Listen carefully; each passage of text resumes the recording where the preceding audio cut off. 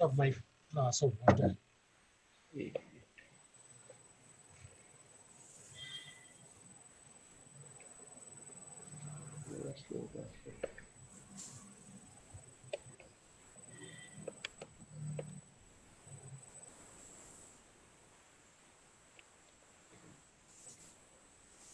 Okay, we are live. We are live now, and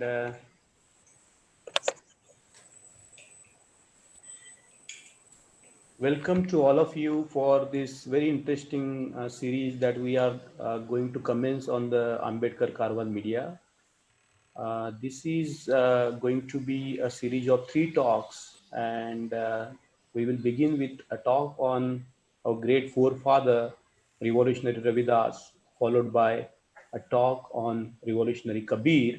And then the third talk will be very interesting sort of culmination of these previous 2 talks on Guru Ravidas and Guru Kabir, where we will be looking at the history of Dalits in the Sikh religion. And as we know that both Ravidas and Kabir Das both have come from the background, the revolutionary background.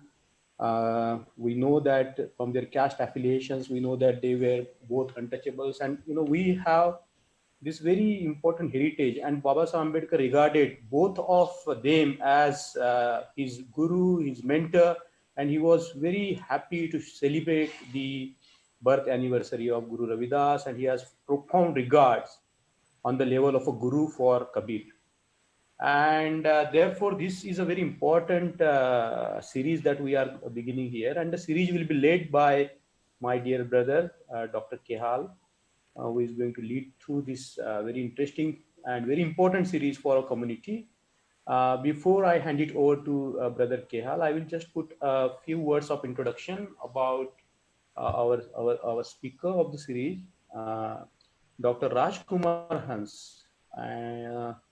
He is very academically accomplished man who has been studying history for a long time, and he has been teaching for more than 35 years in Maharaja Sayajirao Gaikwad University in Baroda, where he got his PhD, and he remained in the university and really researching into very important and very pertinent topics. If you look at the range of papers that he has published, one will be astonished to see how many different areas he has ventured into.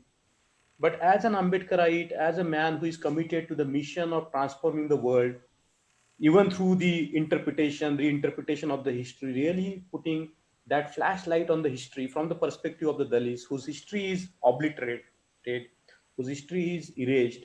So, he has been doing a great pioneering work in researching about Guru Ravidas, Guru Kabir, and the movement of the Dalits in Sikhism. But not only that, he has been venturing into different aspects of the Ambedkarite movement, and his work has attracted attention of the academia. He has been also presenting his research work, his papers in several countries. He has been highly sought after speaker, not only in our Ravidasi communities, but in the Ambedkarite circle. He's a very well sought after person. So I think with this brief introduction, I would just like to say my Jai Bhim to Sir. Sir, Jai Bhim, and very happy to see you here. Thank you very much, Jai Bhim, to you and to everyone. And before I pass it over to because he's going to lead this very wonderful series, my brother, my dear friend, and sort of very close comrade in the movement. I can go on saying a lot of things about my dear brother Kehal here. He is somebody who is a unique combination of how we can balance the profound commitment with the movement, at the same time achieving the professional excellence. So, it's kind of a puzzle to me all the time that he runs a very successful hospital, and he gives justice to his patients, and he has set up this very successful hospital. He's an orthopedic surgeon. That's on a professional level. He's also a vice chairman of Indian Ambedkarite Dalit Ambedkarite Doctors Federation, and one of the amazing works that Brother Kehal does is through his mission called Prabuddha Bharat Mission, and he's very shy to speak about it. He will do a lot, but he won't say much about it. But I will just put a lines for introducing his work through Prabuddha Bharat mission. The work is very important. When we talk about the movement, we try to concentrate on the young adults, but Dr. Kehal has understood from the beginning that it's very important to cultivate the young minds with the philosophy, with the life, with the stories of life and mission of Baba Sahib Ambedkar and our great forefathers. So he has been conducting very interesting examination where 50,000 books are circulated in the northern India, and a lot of people, a network of people goes out in the communities, in gurudwaras, in Buddha vihars, in community places, in the schools, and they distribute these wonderful books. And after that, the examination is conducted, and uh, the people who excel, they are honored with awards and so on and so forth. So he has been doing it for a long time. In doing so, he has also cultivated a huge, vast network of the people in North India, uh, and it's an amazing work. So he's a very interesting figure in our community, and his interest in Guru Ravidas is very deep. And this is very unique combination that we have these two great brothers from our community today. So without taking much time, I would like to request Brother Kehal to take it through this series of three talks. Welcome, Brother Kehal. Thank you, Professor Mangesh. Thank you so much. And this is a very good platform for putting our views and putting our untold heroes, unsung heroes, and their less told stories and misinterpreted stories. And this is a Dr. Ambedkar Caravan is a very good platform to acknowledge our real heroes, so that we know who is our real Bapu and who is our real Chacha, rather than those Bapus and Chachas which we have been taught wrongly in our school. So we have a very senior historian and with us, and he'll be guiding us through the ideology of Ravidas vis-a-vis the society at that time. So I'll be presenting the initial introduction of Guru Ravidas, and the final points, as well as the in-depth analysis of his work will be done by Professor Rajkumar. So I'll just start my PowerPoint presentation. Professor Mangesh, I want to start my PPT presentation. Can you enable?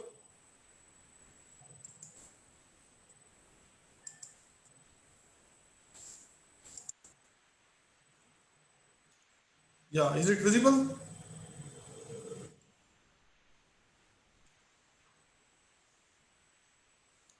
Is it visible, Professor Mangesh? Not it, not it. I've streamed it.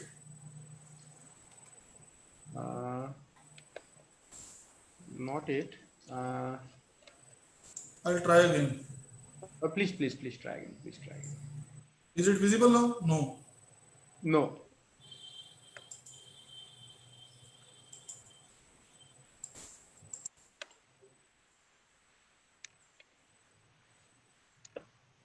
No, there is some technical error, I think so. The screen error code 105035. Screen sharing has failed to start. Can you try again, Doctor? Yeah. Please. No, is it the same error is coming?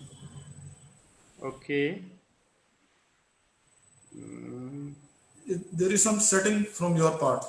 Setting to be checked. I have done it from here. Share all participants. It's clear from my end, brother.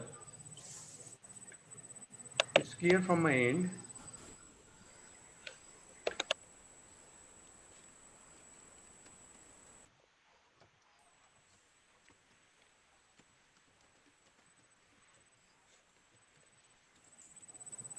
Is it coming up? No, I'm sharing, but it is not allowing me to share.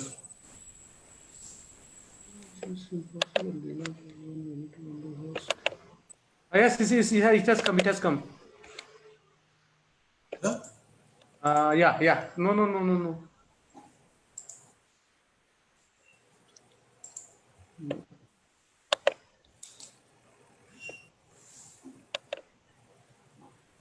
Brother, it's clear from my side. Just a minute, I'll log it from some other.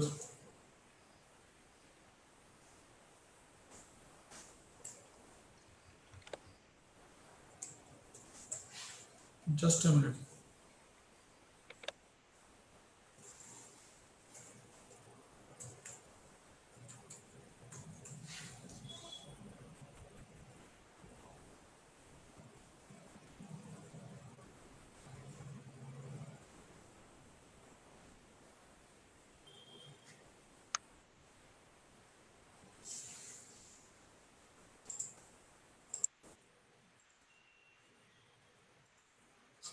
No, there is some error from your side.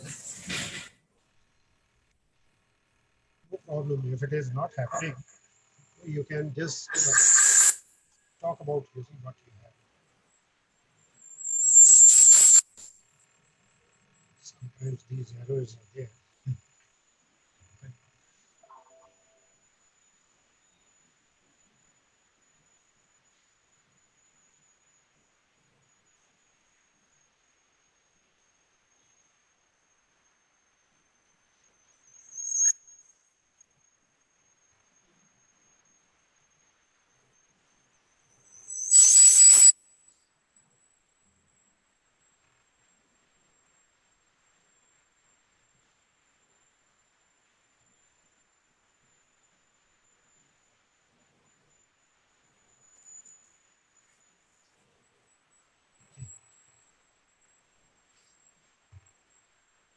Yeah. Okay. Now?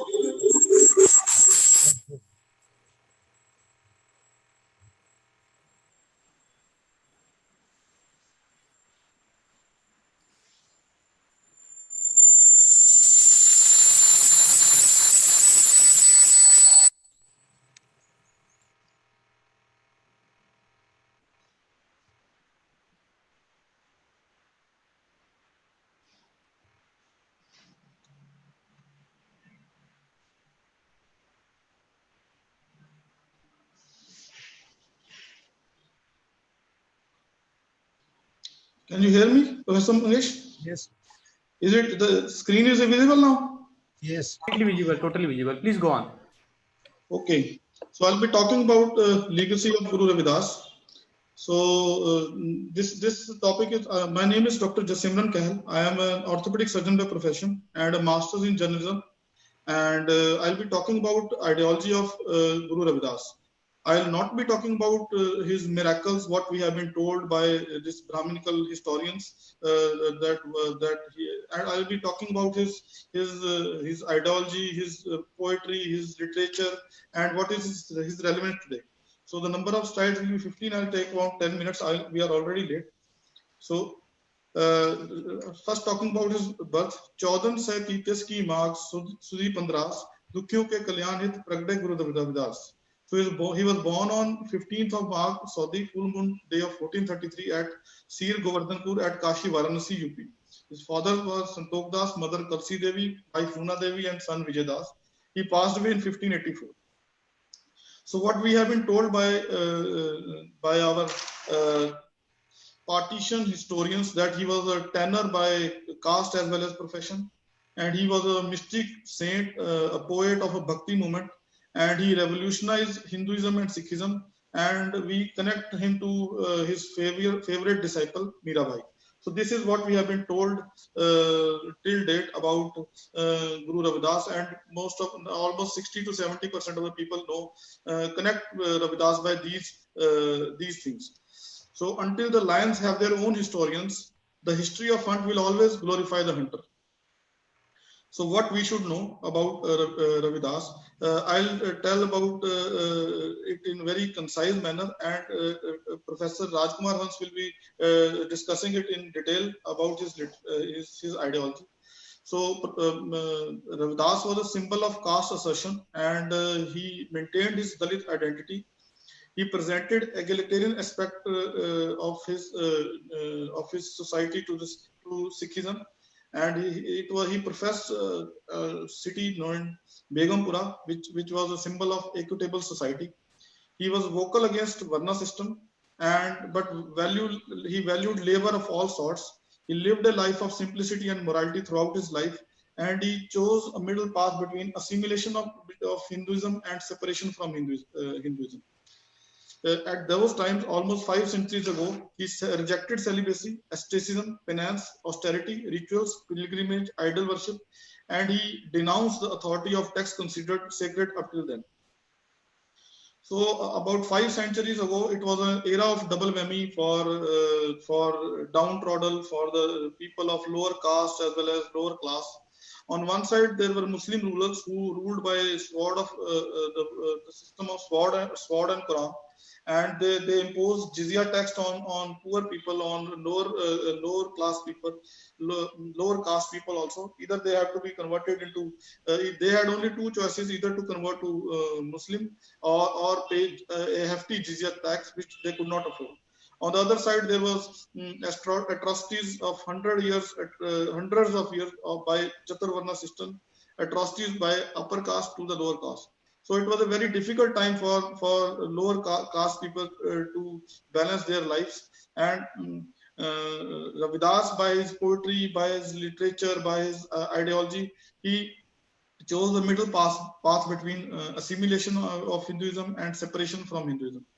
So his writings, they are included in Sikhism, and there are 40 hymns in Bani Bhakta in Guru Granth Sahib, and in Hinduism, the Dadu Panthi tradition, there are Panchvani texts and numerous poems of Ravidas, and of late Amrit Bani Guru Ravidas has been compiled with 240 hymns of Ravidas in this. So in those times, Ravidas, he maintained the Dalit identity and asserted his caste. He didn't run away from his caste. He identified himself as a lower caste. This is apparent by his couplets. He introduced himself as Kahi Ravidas Khalas Chama. He says Ravidas, the emancipated shoemaker. In another couplet, he says, Meri jati kuch bandla, dor davata nithi, Banarsi asa paas. My caste is kuch bandla. I deal with leather and live in Banaras. He introduced himself in this way. Another is, Meri sangat pucha soch din rati, Mera karamo kutlati, kutilta janam kubanti. It gives him anxiety that his associates are low, my actions are considered evil, and birth is lowly. So he took his caste as his identity. He didn't run away from his caste, but he was very against the discrimination of the caste. So in those times, as Chaturvarna system, and so is nowadays also, the Brahmin was considered to be superior by birth. He busted this myth 5 centuries ago by his poems, by his literature, by his writings. He says, Ravidas upje ek boond te kaaba man ka sood. Murak Jan na janiye samay God bani. So he says that all Brahmins and untouchables have taken birth from one drop, but the foolish person do not know that omnipresent God is present in every person. Another is Unchaye kul karne Brahman koya na hoye, jaun jane Brahma Atma Ravidas Brahma soye. It means that by taking birth in so-called upper caste Brahmin family, no one becomes a Brahmin. Ravidas says only he is a Brahman who knows that the Creator is living in every person. So what he professed almost 5 centuries ago, he busted the myth of the Brahmin superiority by his teachings. The same was done about 4 centuries thereafter by Dr. Ambedkar when he wrote that birth never decides birth. He also rejected Brahman worships as well as the rituals which Brahmins used to, and in those times those rituals used to be very expensive and forcible. And he says, Ravidas Brahman mat pujiye jo hove gunheen, puje charan chandal ko jo hoye gun parveen. that he says, "O man, you should not worship a Brahman who is devoid of virtues, but you should worship the Chandal who is virtuous, talented, and a skilled person." Another one he says, "Dharam karam jane nahi, man mein jaat abhiman. Aise Brahman son bala Ravidas sarmak jaan." And he also, this means he emphasized on the dignity of labor. He says that one who does not perform pious good or deeds according to his faith, but always boasts about his caste, is a Brahman. Ravidas says a laborer who does a manual labor to earn his livelihood is better than such a Brahman. He denounced Brahminical scriptures. In those times, the scriptures were written in Sanskrit. Sanskrit used to be a refined speech, and the other speech, the ordinary natural speech, used to be Prakrit. So the beauty of Bhakti movement was that the Bhakti movement, the people who profess the Bhakti movement, like Kabir, like Ravidas, they use the people's language, the common language to profess. So the whatever the earlier scriptures, they were in coded language. People had to go to pandits, or till now they have to go to some granthi to decode that language. But Ravidas used the people's language, so it was accepted by lower caste, women, Muslims, as well as untouchables. It was a very distinct theology rather than that absolute theology of written in scriptures. He says, "Charo Ved kiya khandoti, Jan Ravidas kare nadoti." I, Ravidas, proclaim all Vedas are worthless. Another is, "Man changa to kathoti mein ganga." What is needed to cleanse the heart is to wash off one's sins, not bath in holy waters of the Ganga. So he denounced this pilgrimage things, or and other things like which Brahminical profess. And not only he was he professed unity among the different castes in the Hindu religion, but also between Hindus and Muslims. So he was a proponent of monism, and he says, "Mandir masjid do ek hai, ए में अंतर नहीं, रविदास राम रहमम का झगड़ा कोई नहीं." The temple and mosques are one. There is no difference between the two. Ravidas says that there is no dispute between Ram and Rahim. So he consolidated the skilled workers, those who were neglected by they were weavers, cobblers, barbers, butchers, washermen, and artisan community. Not only this, by his literature, kings and queens like Raja Pipa, Nagar Mal, Raja Reva Naresh, and Rani Jalanbai and Mirabai, they became his disciples. And they became his disciples not by his miracles, but by his ideology. He was an anti-caste crusader of probably one of the earliest anti-caste crusaders. He says, "Jati jati mein jati hai, jo ketan ke paath, Raidas manus na khud jud sake, jab tak jati na jaat." If the banana stem is deconstructed, it may seem like there is another layer under the layer, as though nothing ends in the end, until the tree itself is finished. Humans are divided into layers of hierarchy called caste. There may be an end to the man, but the institution of caste remains. Another is, "जात पात के फेर में उड़ते रहे सब लोग, मनुष्यता को खात रविदास जात का रोग." Everyone is trapped in caste system. Ravidas, humanity is being eaten by the disease called caste. The last is, "Ravidas एक ब्राह्मण का होए रहे सगल प्रसार, एक माटी सब घाट सिरजे, एक सब सृजनहार." All are made from the same day by the same creator. So he denounced the caste system, denounced the Chaturvarna system with his literature, with his poems, and with his ideology. So the Sikhism was the first religion to adopt this Ravidas ideology. And during that time in Hinduism, a Shudra was not even considered even a Bhagat. So a Shudra could not even be a Bhagat according to Hinduism. But in Sikhism,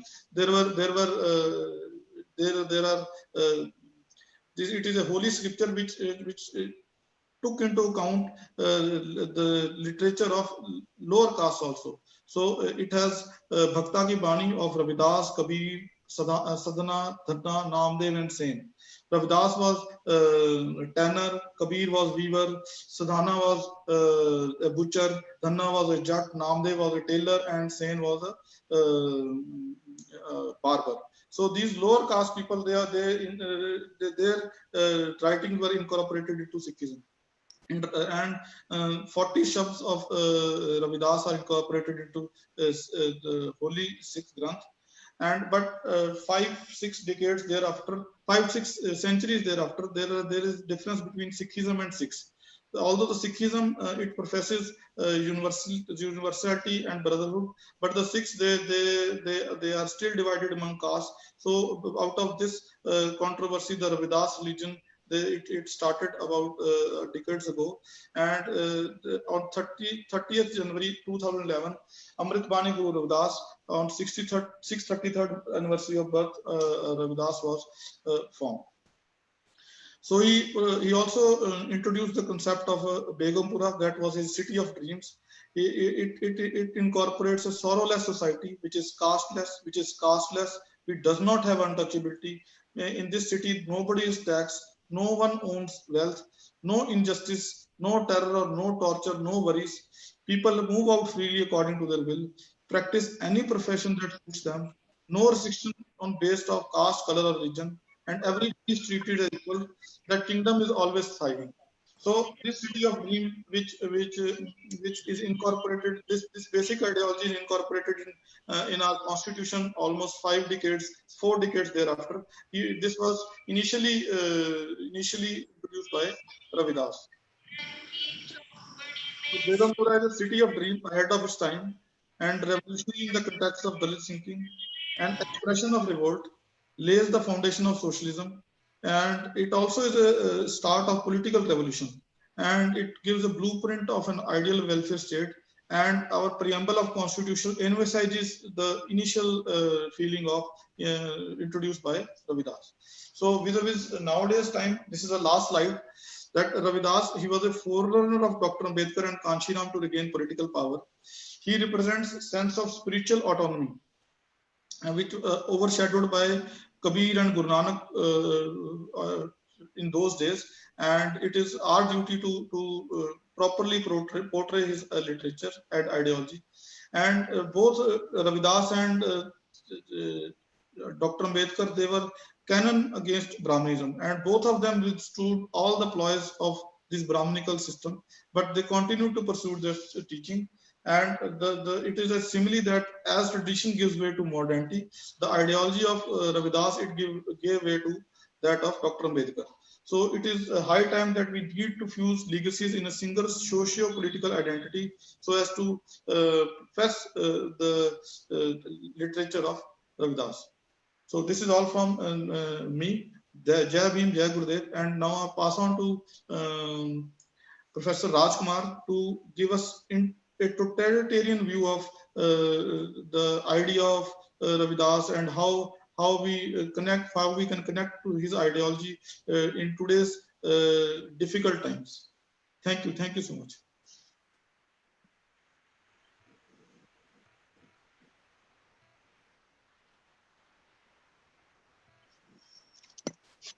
Yes. Thank you.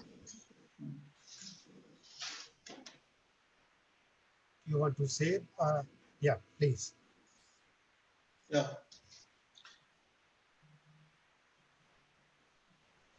So I begin. Yeah. Thank you very much.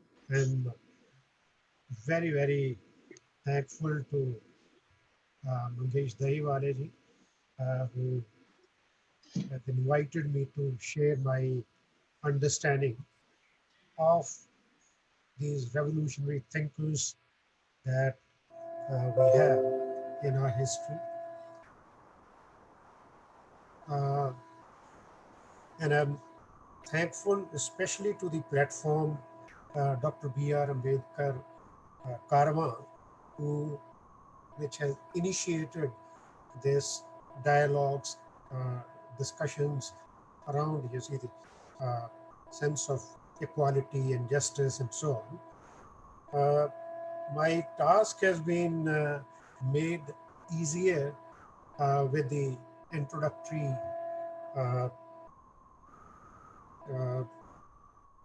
beginning of Dr.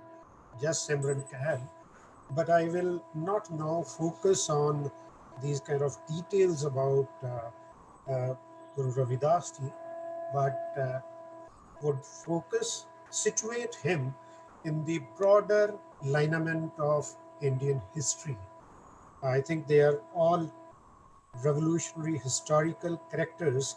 They were born in a situation which had a long lineage, and we must try to understand that lineage, that longer lines of connectivities, and so on. So it is very, very important for us to keep in mind that the discipline of history came into existence as a modern discipline only with the arrival of the Europeans, more so with the British rule. And before that, there was no such historian that India had produced.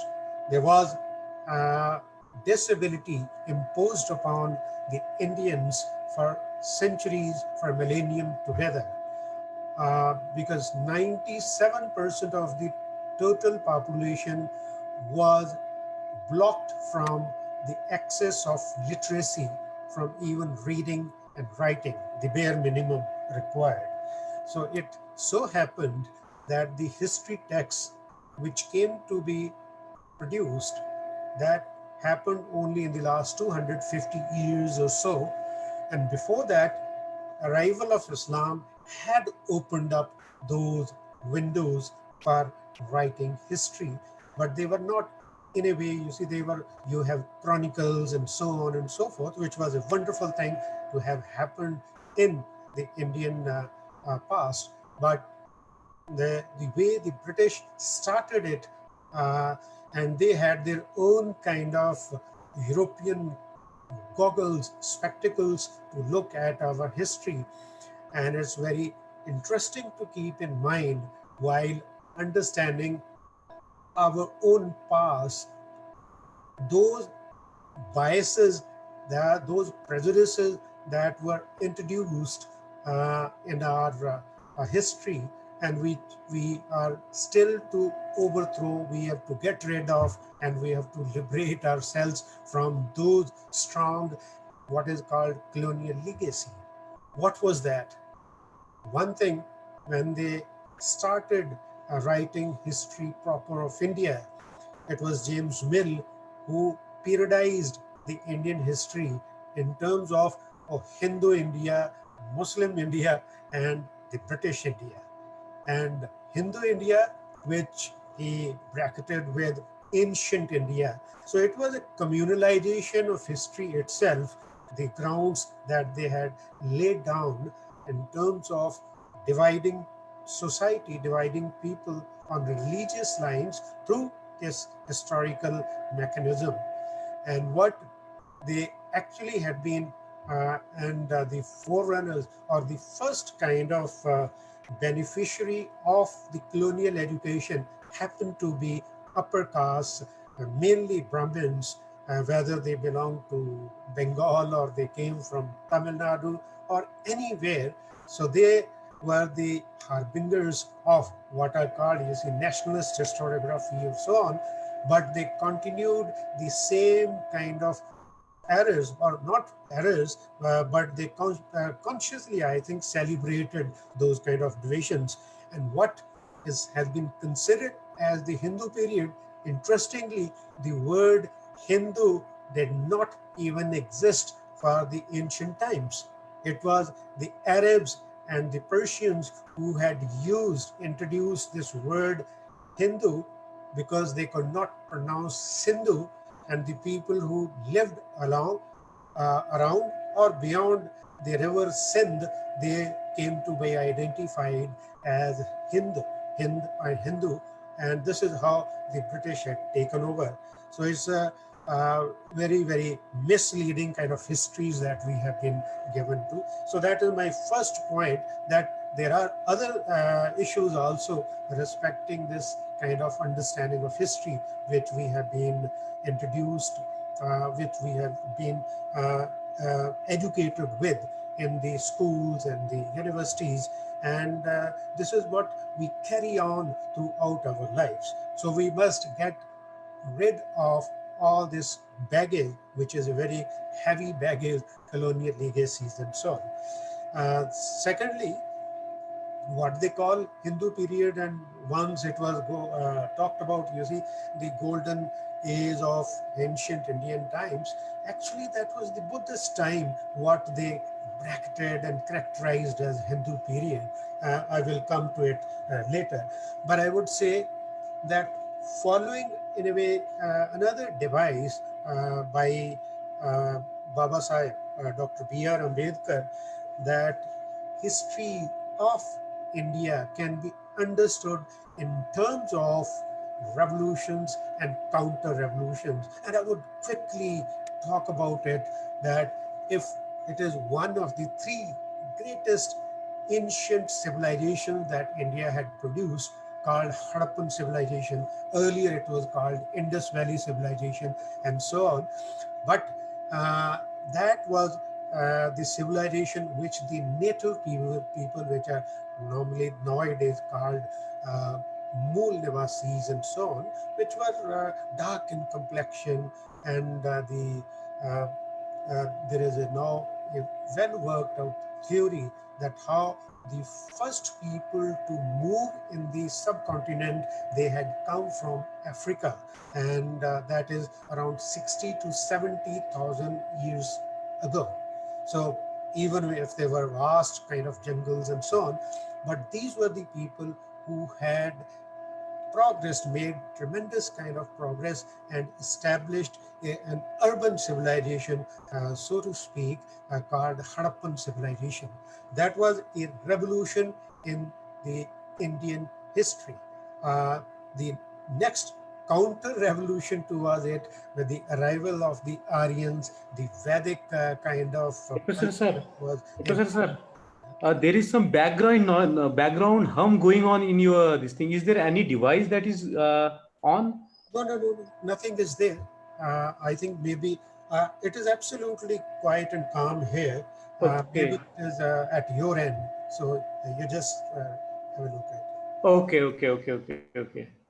No, I'm saying quickly looking into it, that how after that revolution, after the decline of Harappan civilization, you have this counter revolution where the society came to be divided on the lines of Varna. Varna is colors, that these fair complexioned people, Aryans, had come and they dominated because they had brought horses and so on. And these peace loving people had, they could not withstand that kind of pressures, though they were characterized as great warriors like Rakshasas and Asurs and so on. So not that they were not great warriors, they were very brave people, and yet they got defeated and so on. So it was a counter revolution that had occurred over a long period of time, nearly for say uh, 1,000 years or so.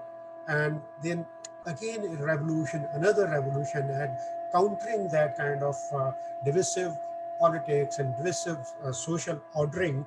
You have rise of Tathagat Buddha, and even his contemporary uh, Mahavira, who rejected these divisions, and they propagated, you see, different kind of ideology, which was egalitarian, which was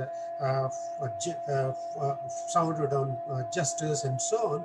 So that was a revolution against that kind of counter-revolution, and it was a long-lived phenomena adopted by, say, even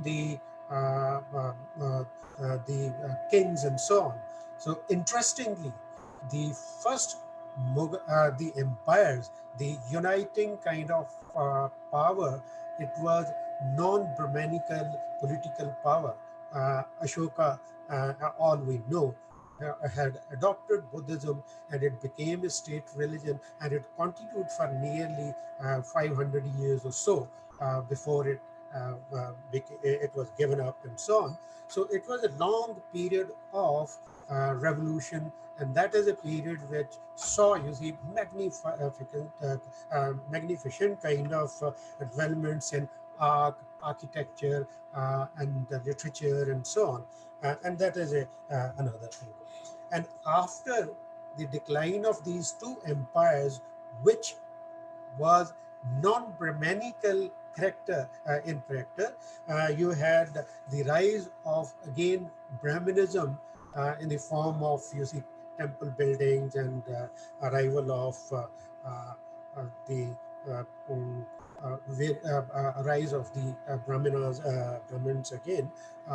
You have again, you see, society or politically being divided into regional powers and so on. So not only socially, this was a divisive force, it was a politically also was a divisive force, until again there was a revolution in terms of political order, the arrival of Islam in the 11th century or so on, which united once again the entire India into one piece. And it was the rise of the Bhakti movement, which was a counter to this rise of counter-revolutionary Brahminical ideology.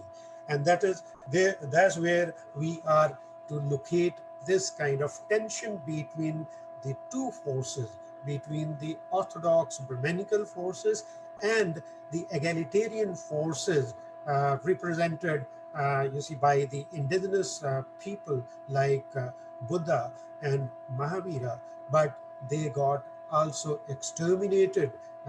Physical extermination had taken place, and one time, at that point of time, the entire subcontinent was studded with the Buddhist viharas and stupas and so on, so much so that you had large kind of, you see, rock cut images going beyond the Afghanistan and so on. So Buddhist ideas had traveled. Interestingly, one of the two ancient great universities was located in Punjab, Takshashila, from where the ideas had gone to Greek, and through Greek it had gone to Europe and so on. So Buddhist ideas had traveled from India through to neighboring countries and so on, and yet the counter-revolution had demolished it from the subcontinent. And it is when we enter into another revolution which came about with the arrival of Islam in India, that you have urban kind of revolution taking place in the 12th century, and you have rise of Sufis, and you have rise of Bhakti sons who were egalitarian in nature. And that's where we come to the emergence of such powerful figures of the Bhakti sons like Namdev and Kabir and Ravidas and Nanak and so on and so forth. So that is a brilliance of the indigenous thinking, a revolutionary thinking that we need to must understand as a backdrop. There are other points, but I will not talk about the other things. I think we have been of late talking about the globalization of the that trend, tendencies, but how these thinkers, revolutionary thinkers, can be understood. It is in terms of the cosmopolitanism that they talk about. And what was this cosmopolitanism? That it was not a revolution or something taken from above, which globalization is. Globalization is conquering the other parts of the world, bringing it into the network of the what are called metropolitan centers. Rather, they were located in Europe and so on.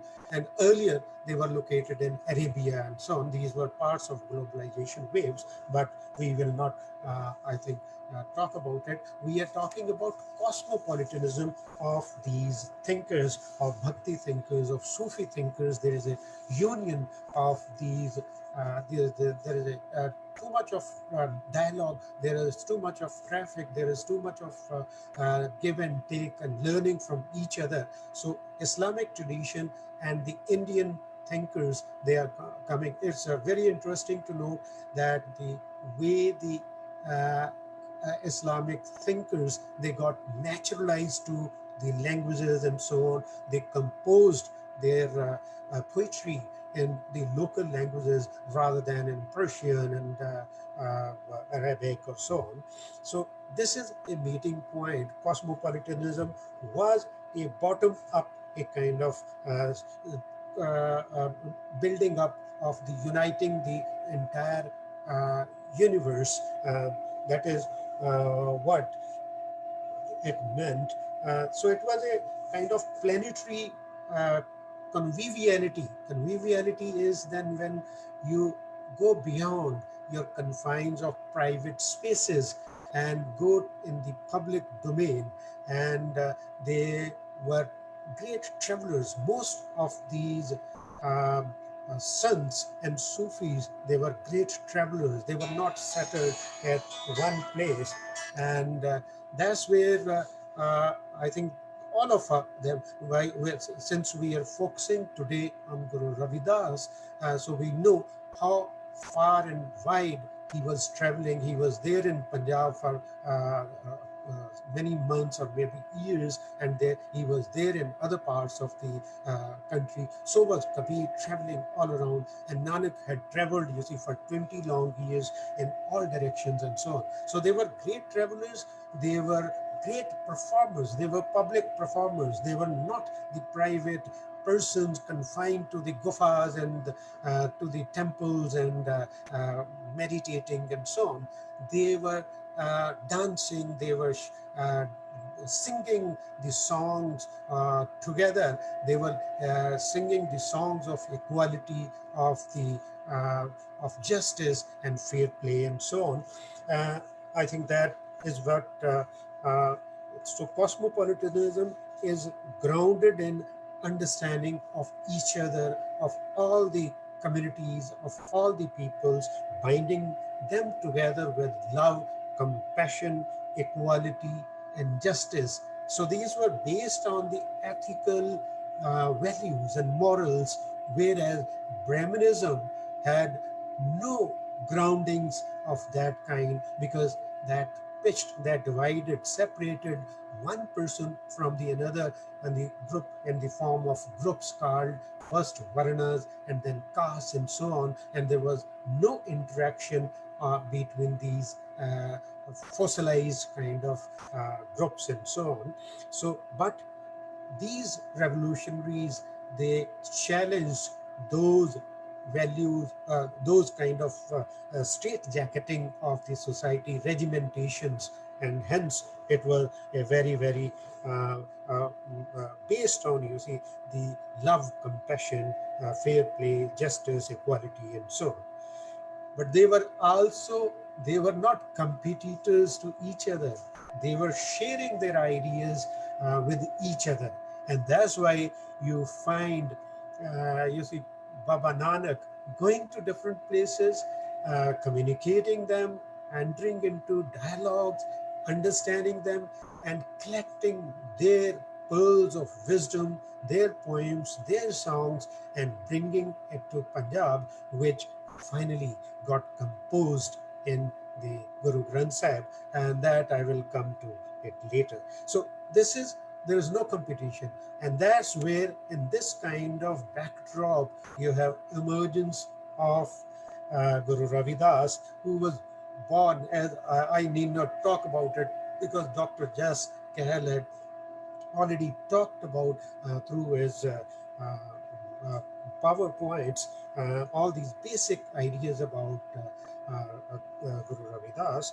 But I would just point out that how revolutionary he had been, that his ideas were not only accepted by the lower communities, but also by the upper caste groups, whether these were Ranis or Rajas of, say, Rajasthan or Chittor and so on. And they were so much accepted by the people at large that they also became part of the earlier anthologies composed by the, so they became part of the collective reservoirs of the wisdom that was being collected. So I will just point out quickly that how his works had been compiled by, say, I will first take Punjab or Sikh sources. So Goindwal Pothis, which were precursors to Guru Granth Sahib, the canonization of Guru Granth Sahib, which took place in 1604, the Goindwal Pothis were compiled in 1570. Guru Nanak had collected all these bhagats and sants Bani, and he had been passing on to his successor and so on. And this was these were available in 1570 in the Goindwal Pothis. And then you have compilation of Adi Granth in 1604. And then within the Sikh tradition, there was a Pothi Prem Ambodh, which was composed much later in 1693. But before that, there was also compositions of the poems and banis of Guru Ravidas, which had been, in a way, you see, preserved in the Dadu Dayal tradition. Uh, Dadu Dayal was a Rajasthani saint from 1544 to 1603, and his Bhakt Ratnavali was a Ramanandi Anant Das, who was a part of the Dadu Dayal kind of tradition. He had composed and preserved Guru Ravidas's compositions in 1588. Sikh tradition was earlier, but these compositions were slightly around the same time. So another was Bhaktamal of Ramanandi Navadas. These were also the composition of various saints, but Guru Ravidas's compositions are there. And finally, there is a Priyadasa's Bhakti Ras Bodhini, which was compiled in 1712. I'm saying he was such a profound thinker that his banis, his compositions had a wider acceptability even in all these bhakti traditions. So that's why they became part of these anthologies or these what are called different group of compositions. I need not talk about the kind of how Tagore had also warned that much of the compositions of uh, all these poets who came from the lower castes, so-called lower castes, from the artisan communities, they had been interpolated, and many of these were, in a way, they were much of the other banis, other people had also added to it, but he gave great credit to composition like Guru Granth Sahib, that no further interpolations could be done. And this is what is very important for that, how many miraculous stories, and even his birth and his gurus being adopted by Ramanand as projected as Ramanand and so on. So you don't have these kind of characters. But we come to the print age when after these earlier compositions, and their continuous traditions were there, where the banis were sung in sangats and so on throughout the North India, but also in parts of very largely in Western India.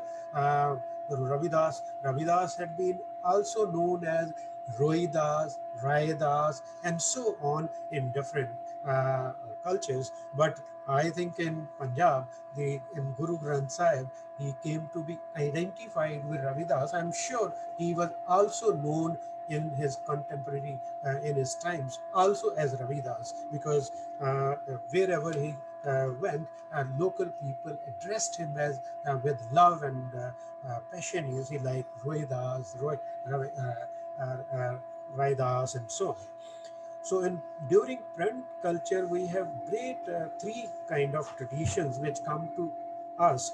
One was in 1911, B. Jativ had composed what is called Ravidas Ramayana, uh, which was he got rid of that there was no lineage, so-called Brahmin lineage to Guru Ravidas. He was born in a Chamar family, and he took great pride, as Dr. Kehal had said, in his own assertion as Dalits, as Chamar, and there was no doubt that it was only kind of later interpolations that the Brahmins would say, oh, how could these, you see, people, untouchables who had no access to literacy, could become, you see, great visionary and great thinkers and so on.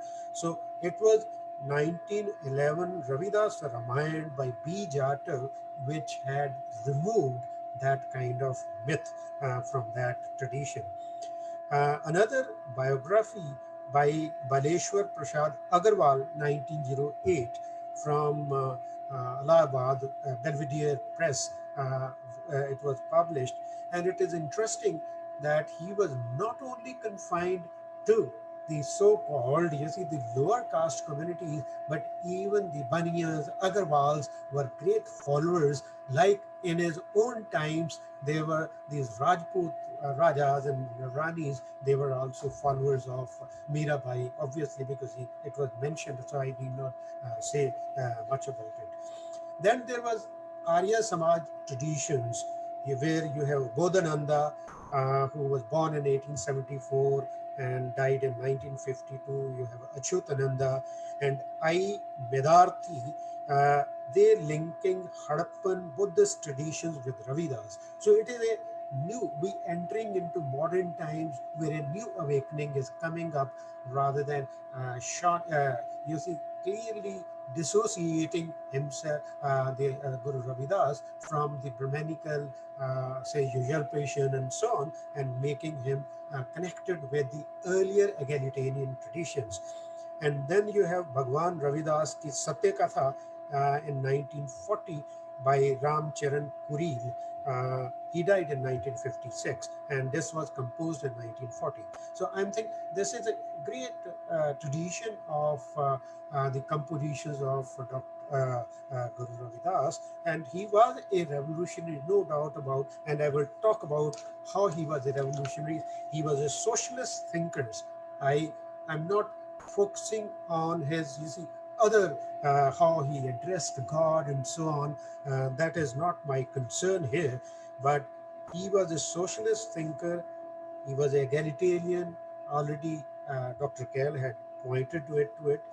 How he was, and he condemned vociferously the Brahmins, Brahminical arrogance and pride and so on, by saying, "Ab Vipra Pradhan te kare dandavat tore naam saranai radasa," that even now Brahmins, they acknowledge and accept, and now they bow before me. So that is a kind of self-assertion. He is a person not unlike Kabir. He is a person who is a very staid. He is a very, very composed. He doesn't use the language like Kabir does, but he is a much more kind of, you see, composed person and knowledgeable. He was an enlightened person, and he dare challenged the authorities of the times, whether these were religious, social, or the political. Uh, and that's why his political agenda is also very important. I will come to the Begampura now, but political agenda, he said, Pradhinata paap hai, जान लेवो रे मीत, रैदास दास प्राधीन को कौन करे है प्रीत। लगा कि ये तो प्राधीनता, slavery is a sin, you should not be, ये know this. And Raidas Das प्राधीन को, कि रैदास प्राधीन को कौन, उसको who loves the slave, that is a kind of assertion of his liberation, and that he is not lower than anyone, he is equal to everyone. And more so, he said, ऐसा चाहूं राज में मिले सबन को अन्न, छोटे बड़े सम बसें रैदास रहे प्रसन्न. Wow, what a composition! What he is saying? ऐसा चाहूं राज में. He has notion. He wants that kind of state where everyone gets to enough food to eat. No one dies of hunger. ऐसा चाहूं राज में मिले सबको अन्न. So it's very important for everyone, especially for the poor, for the downtrodden, where un becomes very, very essential need. छोटे बड़े सब बसें, छोटे बड़े every all, whether big or small, सभी बसें और रैदास एक साथ रहे, equal terms पर सोचे. And then that's this what makes, you see, me as a very joyful person. Now, social vision, I would say, Begampura is kind of, he's greatest of all in that sense, because no one, even in the West, had thought of the society which he envisioned. It is very important for us to know about. Dr. Kehal had pointed out, Begampura शहर को नाव दुख अंधो नहीं त्यों ठाव. It's a small composition, but you see, read line by line. I would read it in English, and you will find the power, the force of his imagination and his poetry and his thinking and his egalitarianism. He says, Begampura is the name of that place without suffering or distress, without anxiety, taxes, or property, without fear of failure or fear of loss. What a society he is imagining! That society which is without suffering, without distress, without any taxes, without property, without fear of failure or fear of loss. He says, I have found a good home in my own land. He is not interested like Brahmins, life after death and so on, that you have all what you have been now suffering is only because of deeds or misdeeds of the earlier. He says, no, I want life in you see, this kingdom, in this life. I have found a good home in my own land, not in some alien land, not in other universe. Oh, my brother, there is an everlasting well-being there, because everyone is healthy, everyone is wealthy, no one is suffering from wants and so on.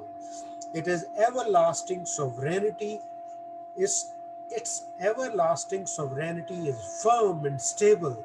There none is third or second, all are one. So this gradation which Baba Sahib had talked about, that it is a kind of, you see, graded inequality that Brahmanism had introduced for millennium together. And he says there is no second or third, everyone is one. So that is a kind of society he is imagining. Flourishing and ever famous, the wealthy dwell in that town. In that town, because it is not the it is not the countryside, it is not the villages, but he's talking of town and urban civilization, the Harappan civilization that once Indians had perfected to an art. They wander around wherever they please. They stroll through palaces unchallenged. Say Ravidas, the liberated Chamar, whoever is my fellow citizen is my friend. And I'm saying it is such a wonderful, people may call it utopia, but he has a vision of the society, which is, it is a casteless, it is a stateless, it is classless. I think more than 300 earlier than what Marx talked about, you see, stateless, classless society in the 19th century. Guru Ravidas had thought of it, imagined it, uh, uh, uh, envisioned it in the 16th century, or say even in the 15th century. Interestingly, Begampura can be compared with Utopia, the work of Sir Thomas Roe, who was his contemporary. He was born in 1478 and died in 1535. This is around the same time when uh, Guru Ravidas ji is talking about Begampura, a city without sorrows, actually the society at large, but it was Thomas Roe, Sir Thomas Roe, who had based his socialist imagination. He was envisioning, he had imagined a society in his that uh, kind of novel in an island. Utopia is an imaginary island which is described by the protagonist, Portuguese traveler Rafael Haito, Haitolode. He criticized the systematic shortcomings prevalent in the feudal society of England and Western Europe and admires the idealistic social system of island Utopia. And this is what, more than that, Guru Ravidas is doing in the 15th century, in the 16th century, is something revolutionary that had happened in the world. Such an imagination. I would not take, I say that he was a revolutionary in social terms. He was revolutionary in economic terms, uh, which is quite visible, which can be found from his Begumpura composition. But he had also political notion, and that's why he was also disliked and hated by his contemporary. And it is said that he was killed. A conspiracy was held that he was killed. He was got rid of that also.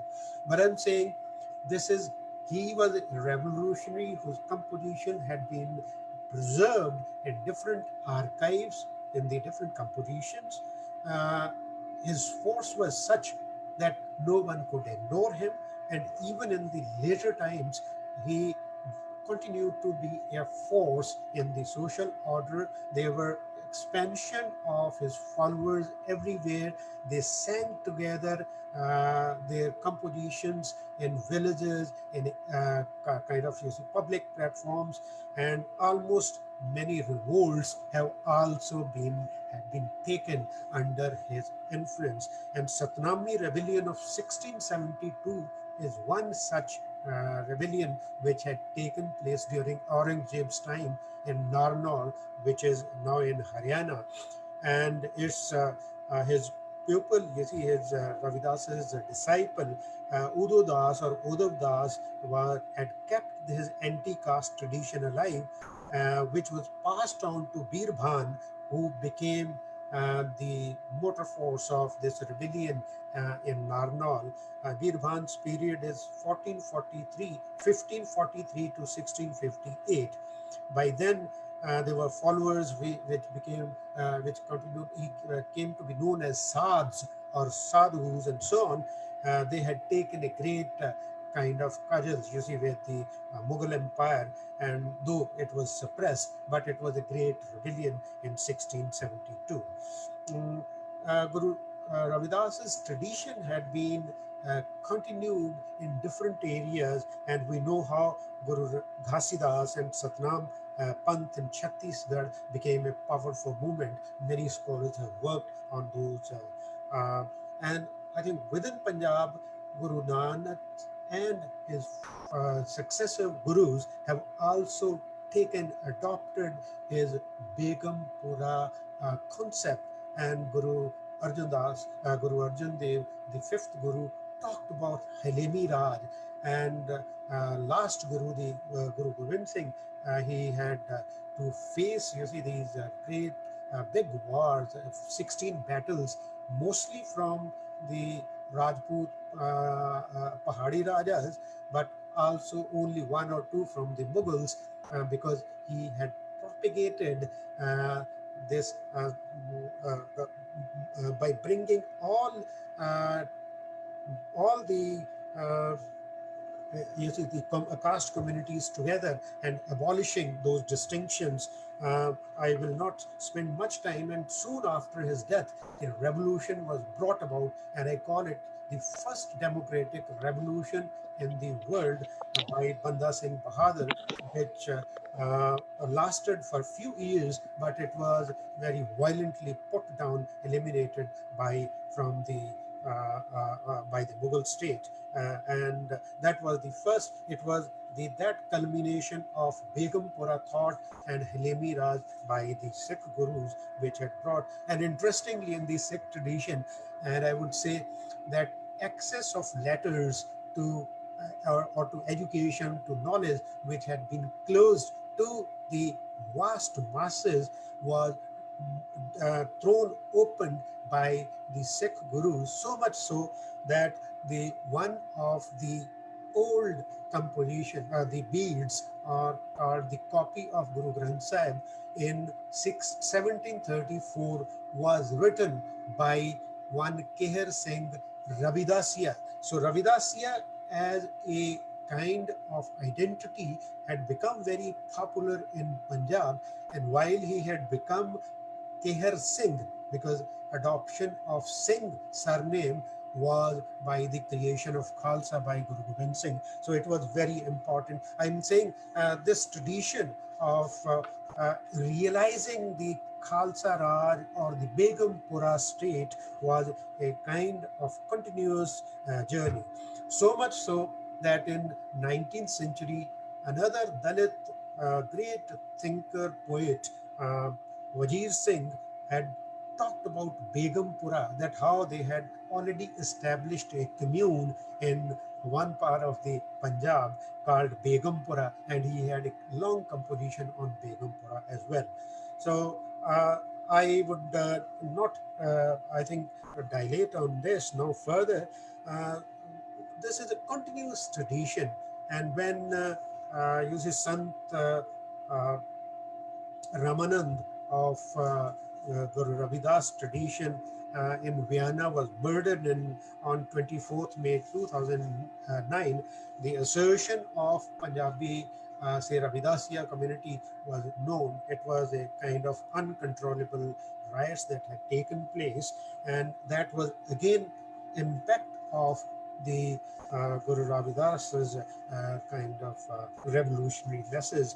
And only last year we had seen that how in Tughlaqabad in Delhi, that temple, old temple, 500 years old temple was demolished, and how all the people got together and the Indian government had to step back successively and so on. So I'm saying rather than you see giving more kind of details about his composition, there are wonderful works that had come about, and only last year, I would say, a very good composition of essays, anthologies of essays have emerged by edited by three scholars, by John Stratton Hawley, called Bhakti and Power, Debating India's Religion of the Heart.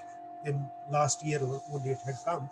And there are large number of scholars, both Indian as well as the Western scholars, who had been investing their time and energies on these revolutionary thinkers, and we must adopt that. We must feel proud of the tradition that after getting rid of Eurocentrism in the last 30, 50 years, we have been able to read our old histories in our own ways, rather than with the colonial or with the European glosses and glosses. That's all.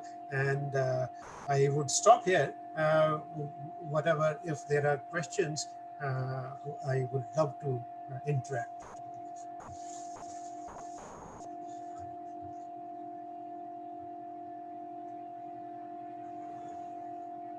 Hello, Anil. Uh, I think Dr.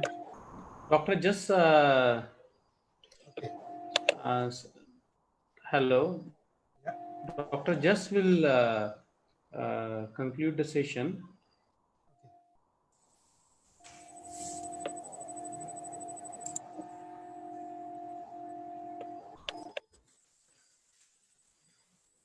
That was a very nice talk by Professor Rajkumar.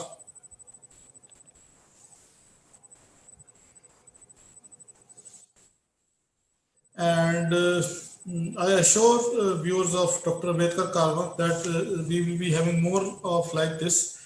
And the next Wednesday we are going to have a talk about Sant Kabir by Professor Rajkumar Hans, and thereafter about the history of Sikhs as Dalit perspective is concerned.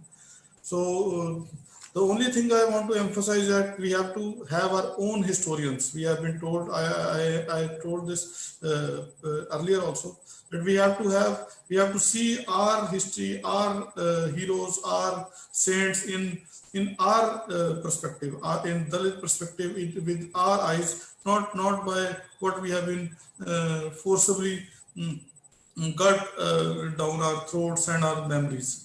So, as the famous saying is that until the lions have their own historians, the history of hunt will always glorify the hunter.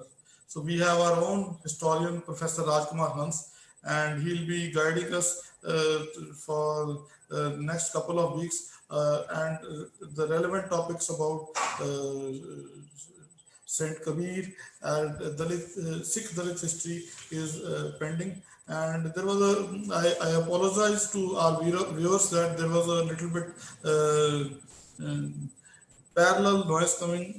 We couldn't diagnose or treat it, but I assure you that it will be not, it will be better next time. So I thank everybody. Thanks to Ambedkar Caravan Media, and hope that we all meet next week around 6:30 p.m. For an enlightened and our own perspective of Saint Kabir. And thank you very much. Over to Mangesh. Thank you.